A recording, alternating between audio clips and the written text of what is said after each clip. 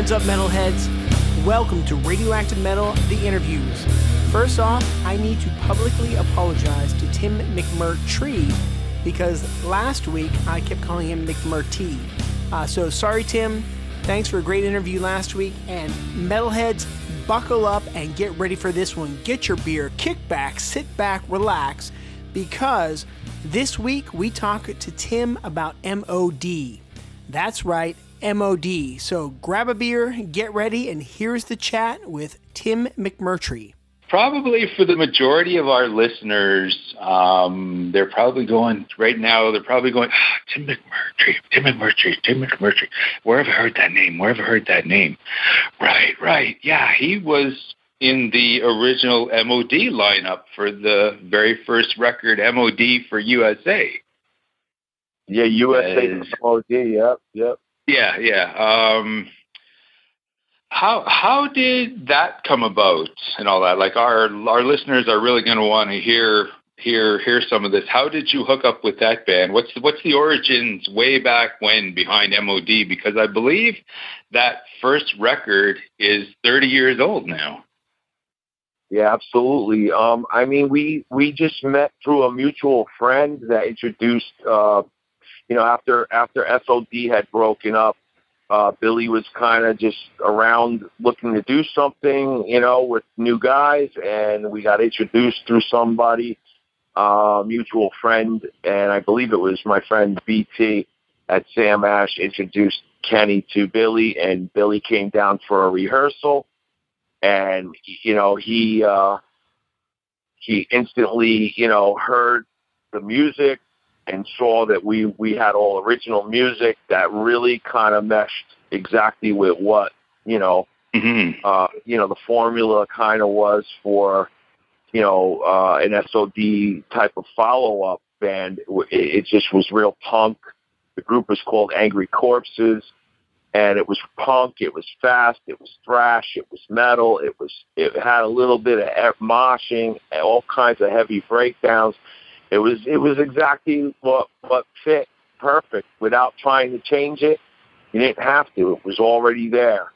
So we formed the group together, M.O.D., out of Angry Corpses. He basically joined Angry Corpses, and that's how it formed. M.O.D. formed out of it.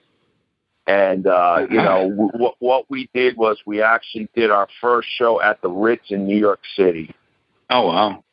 Yeah, in front of Johnny Z, who owned Megaforce Records.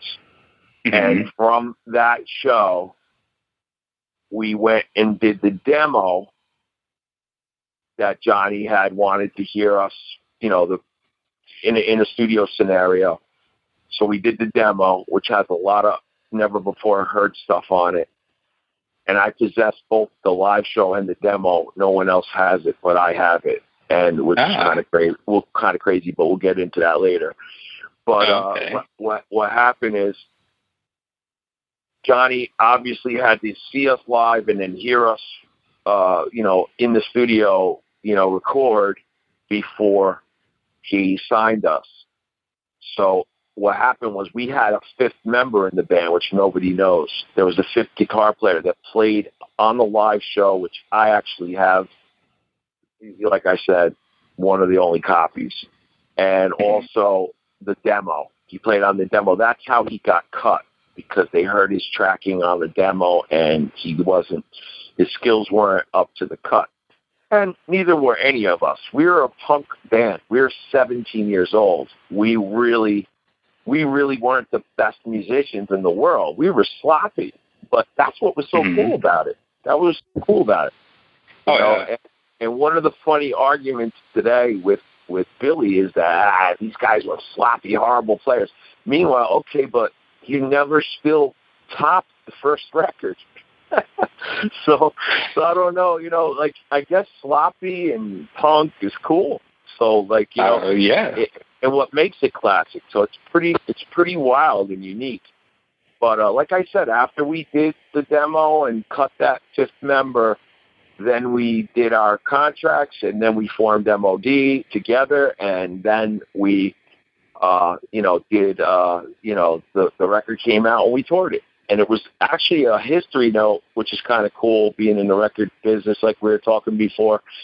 That year was the first year of the CD, the last year of the record, and cassettes were still available. It was they actually, when they put that record out, it was available on vinyl and cassette, and then the CD came out, and we were like, "What the fuck is a CD?" And now you can hardly even sell them, right? Like you said, why can't even sell them anymore? You can use them as coasters; they're cool looking inside and everything, but. Yeah, but anyways, that's the truth of the matter, and that's basically how it all started. That's your answer to that one. Right on, for sure. Because it's that record, when I think of M.O.D., that's the record that comes to mind, like, instantly. Like, there's no way you could have thought when you were putting this record together, this is going to turn into this is going to be like a quote-unquote a classic, like a hardcore metal crossover, whatever, a very influential release. Like, you couldn't have thought that at the time. You're absolutely right, and we didn't think of it. The hype was around us because it was 3 New Jersey kids with the New York press and media and the label Megaforce being from Jersey and New York. 3 young kids, 17, joined up with the singer of M.O.D., and people knew who we were. We were an underground punk band that were played in the basement, Angry Corpses, but they knew who we were, and the buzz was out there that these 3 kids made it. Like, they did a record deal. Wow, they got on a label and they got on a record. It was a big story. There was a huge story behind this. And the thing is, that's why it was successful. But not only that, another thing that probably makes Billy want to, like, throw up in his mouth is the fact that, this record stood the test of time, became a classic, and also showed its claws to S.O.D's first album, which is amazing. Because S.O.D's first album was, to me, is still a better record and even more classic than M.O.D. will ever be, but we actually stood up to them and put a record out that people, thrashers that loved S.O.D. and loved Scott and loved Billy and loved all that, they actually heard this record and gave us the respect. There were no haters. If there were very few, because most people gave us that respect. They couldn't believe it. And it was not only for the fact that we were 17, and they had to wait for us to graduate to go on tour for the record. Wow!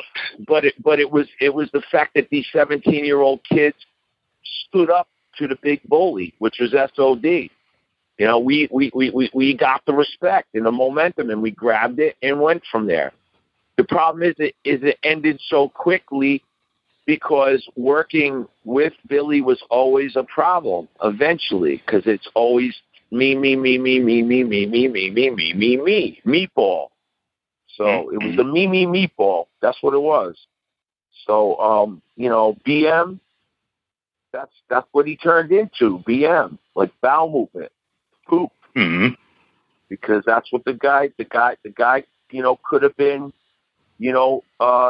realized for what things, classic things are. He could have just, been cool about that stuff and said, you know what, I'm always going to honor these guys. They were the stem roots of the tree for M.O.D. They helped him to put out. We helped him to put out M.O.D. records. And I got back with him and did a record in 1992, which nobody knows. It was Rhythm of Fear, which I wrote 90% of that record, which a lot of people probably don't know either, because on the disc it says there's all equal publishing partners. Well, that's because I'm a nice guy and I gave everybody my publishing, because I don't steal or rob and I want everybody to get paid.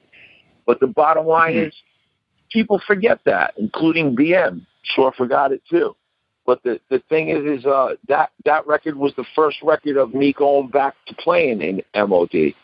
But also, we're on the Best Of album, which was called Loved by Thousands, Hated by Millions, which they used tracks off of Rhythm of Fear and U.S.A. for M.O.D. and bonus tracks that were no one heard, that we played on with him. So, we've been heavily part of M.O.D, or at least I have. I've been heavily rooted in it. And when you shed blood, sweat, and tears, and I actually did have blood because I tore ligaments on my knee on the second show of the original U.S.A. for M.O.D tour with Exodus in 87 or 88. It was at the cusp of it. But I actually still continued to tour, which doctors told me not to, but I was like, hell no, I'm doing it. And I forged on and did the whole tour on a bar stool for the rest of probably up to 50 dates and helped sell the brand M.O.D. Help sell the image of Corporal Punishment, the Skull Guy who sat behind me on a scrim every night that I played in front of all those fans. And at that time, we were already having problems with Billy. Me and the original drummer, Keith, were already having problems with Billy because, like I said, he always had a second agenda. He always had another reason to pull the rug out from under people's feet. But it's not that easy to do to original people, to the stems and the roots of the tree. You can't just pull it out of the ground. It's already embedded into the ground, embedded into everybody's heads. And that's the whole thing that he forgot. He forgot that it wasn't just him anymore. It's not just me, selfish me, meatball, BM. It's not. It's all about three other guys. And the bottom line is people don't forget that. And it's obvious with everything going on right now. Because we should have had a 30-year reunion. And we got the stiff from this guy, which is really, really a big letdown to all the fans. I know for a fact, because I have it in texts that I saved and conversations on the phone that I saved, I know for a fact that we could have gotten big show offers in the United States for up to 30 to 40 show dates, even more, and the same in Europe on all the festivals this past summer. But, this is what happened. We just got it shot back in our face that, no one cares, basically, was the comments from BM. No one cares. And no one cares to see it. And you were never in M.O.D. and I'm M.O.D. and screw you. What have you done your last 5 records, BM? Because I don't think they've been that good. I haven't heard much buzz on M.O.D. So here it is. You got a second chance to get another set of wings on your shoulders to maybe, have a fun time. Actually have a fun time. Like have fun. Go back and play some songs, like put a smile on your face and just think of it as a fun thing to do. And maybe make some money that us guys in our late 40s can donate to our 20-year-old kids that are in college that cost $40,000 a year, which you know nothing about because you have, a dog and you don't know what it's like to have kids. I got a dog too, but I got kids, man. Kenny got kids. Keith got kids, and if it was done the right way, it could have happened easily. But since it wasn't, and since after that fact, which is another fact, after that fact, we were supposed to issue re-release a 30-year re-release on vinyl of U.S.A. for M.O.D. with Megaforce Records and Billy. And we were going to I was going to give up this bonus, this live show I have and also the demo stuff I have, which no one else owns copies of but myself. And I was going to bring it and remaster it and fix it up, clean it up, and add it to a great package, a great 30-year reunion package. But guess what? No one wanted to show us a contract. How do you expect someone to hand in material and you're going to go and pay for material, this never-before-heard stuff? You're going to just have me try to hand in material without even seeing what the contract is for this record? I mean, who would do that? You always have to look at what you're signing, yeah? Well, that's what funny business happened with us. And so what we did was we just basically took a look online and noticed that M.O.D., the guy who supposedly thought he was M.O.D., BM, he didn't even have a trademark re-registered. He let it go. He let the trademark of M.O.D go, so we took it. So all the original members own the trademark. M.O.D. M.O.D. Method of Destruction. It's owned by Tim McMurtrie and Ken Vallone. And we're putting out a clothesline called M.O.D. Classics. And the clothesline's going to give like just anyone who ever knew us the opportunity to wear the type of stuff that we like, which is skater and thrasher clothes.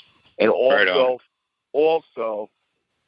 like for the older dads, you know, and the older chicks that don't want something too crazy anymore with skulls and tanks running over people and all that shit on it, you could actually buy a shirt that just has the brand name on it, and it's like it's not so flashy and crazy.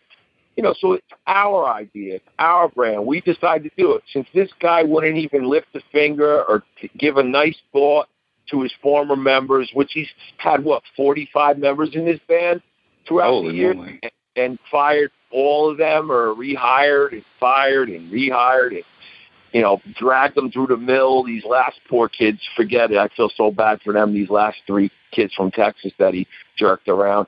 But the bottom line is, the truth of the matter is this. We have the trademark. We're putting out a classic clothesline, and we're going to put out these records. All the records that no one's ever heard before.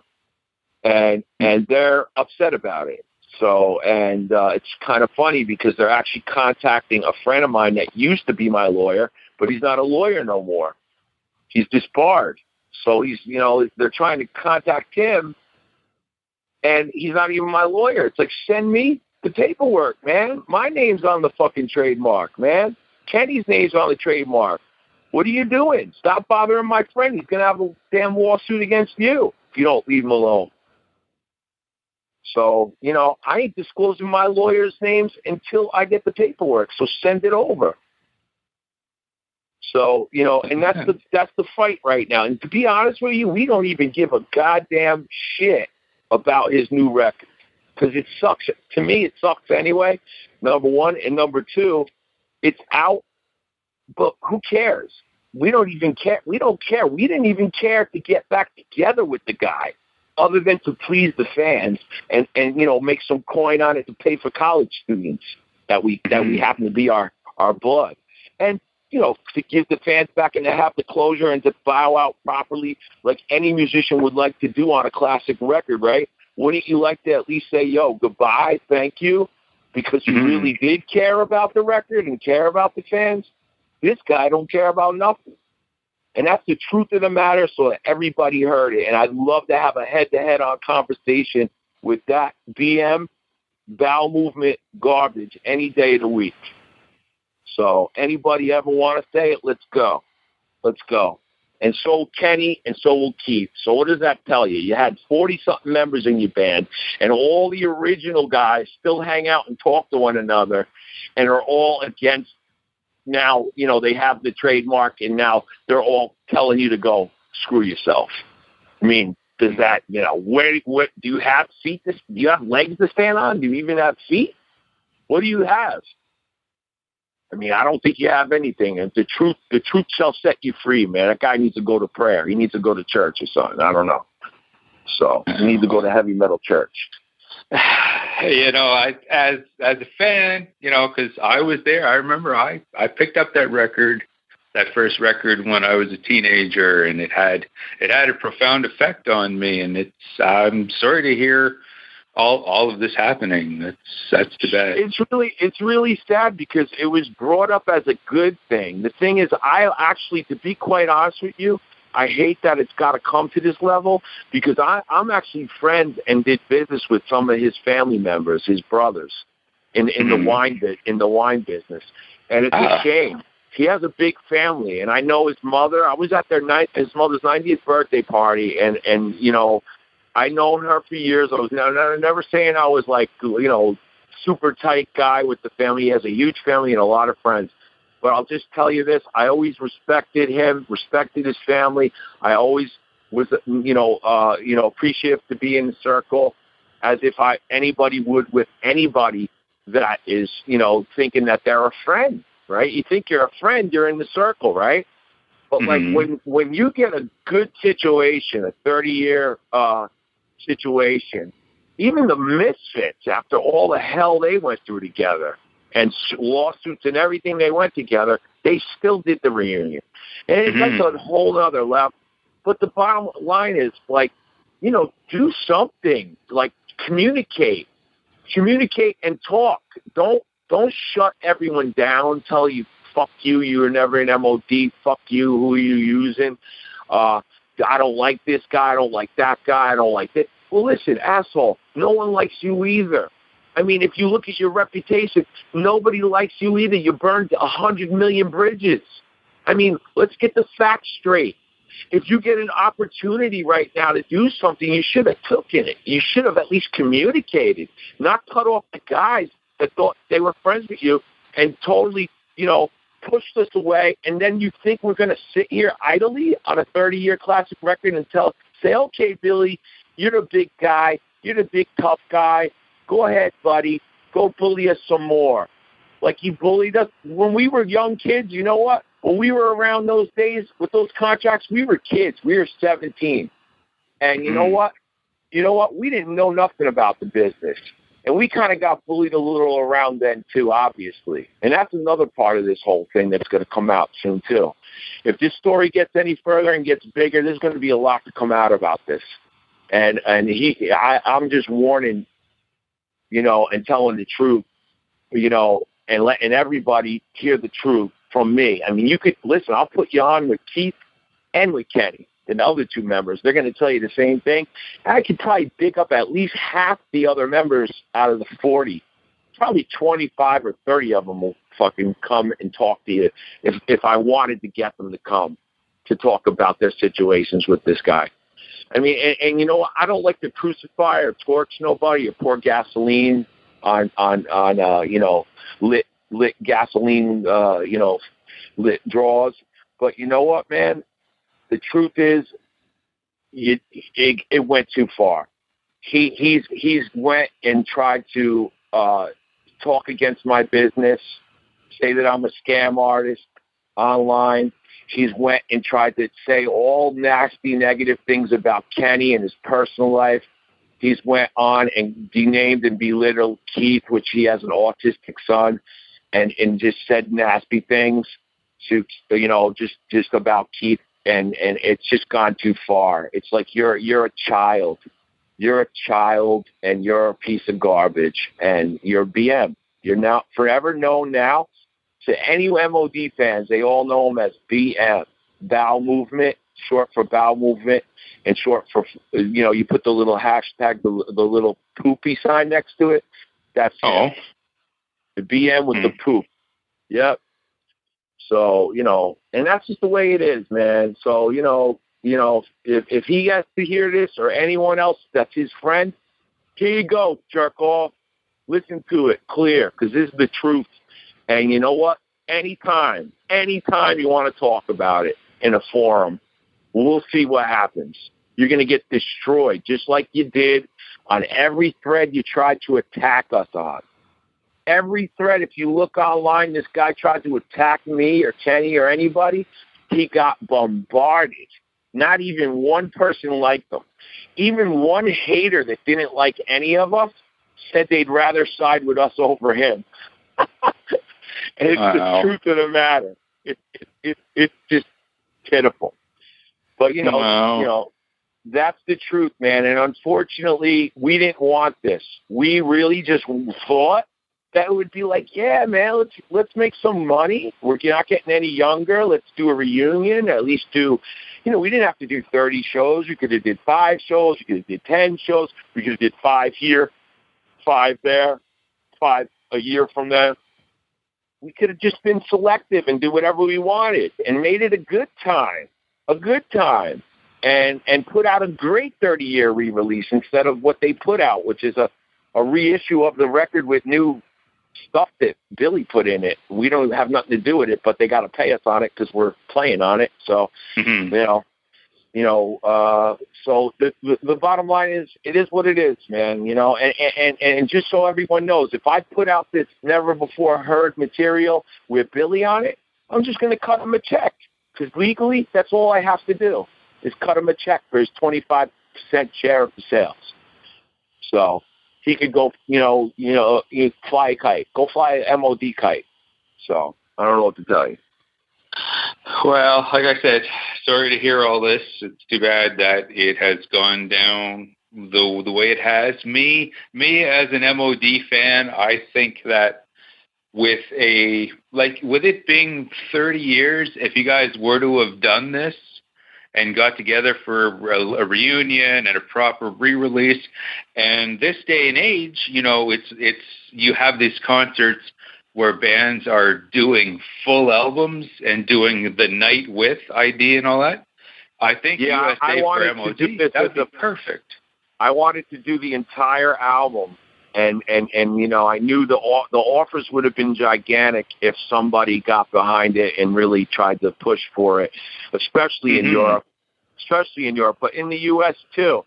There are so many disappointed fans, and the sad thing is a lot of fans don't even know that this all went down.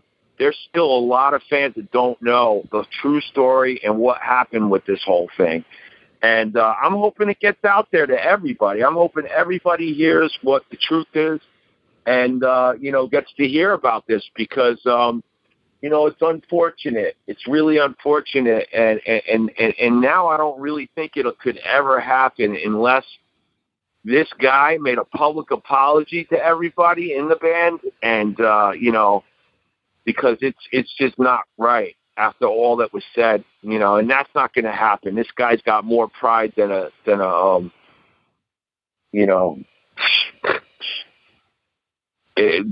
classic baseball team. You know what I mean? It's just this guy just, I couldn't find the words, but the bottom line is he's not that guy.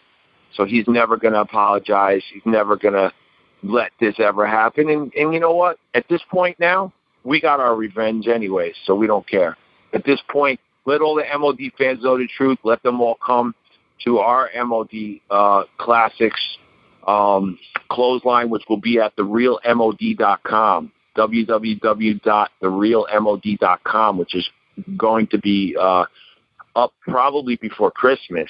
So, and you could buy merchandise, and you'll be able to buy, it looks like you'll be able to buy the records there too. Anything that we're selling, that we have, that we possess, that we want to put out, we're going to. Right on.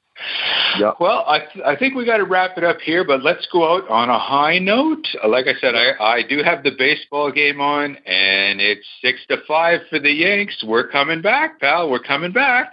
Coming back. Uh-oh. Yeah, man. Still got some innings to play yet, so don't count those chickens yet.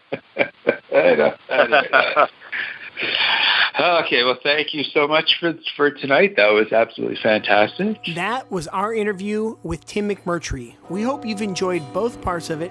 For more like that, check out radioactivemetal.org. And again, I want to apologize to Tim for mispronouncing his last name. It's McMurtrie. Now I've got it. So horns up, metalheads. Rock out, and see you next time. Visit us at radioactivemetal.org or go to iTunes for past episodes and write a review. Listen to us live every Thursday night on purerockradio.net. You can also listen to us on Stitcher.com, TuneIn.com, Google Play, and all the other podcast aggregators. You can purchase the music featured in this episode by going to radioactivemetal.org and clicking on the episode link. Leave us a voicemail. We want to hear from you. Call 321-80-HEAVY or 321-804-3289. We may even play it on the show. Email us at radmetal666@gmail.com with suggestions or for indie spotlight submissions. Follow us at facebook.com/radmetal, twitter.com/radmetal666, and instagram.com/radioactivemetal. This has been a presentation of Radioactive Metal. It's not metal unless it's radioactive metal.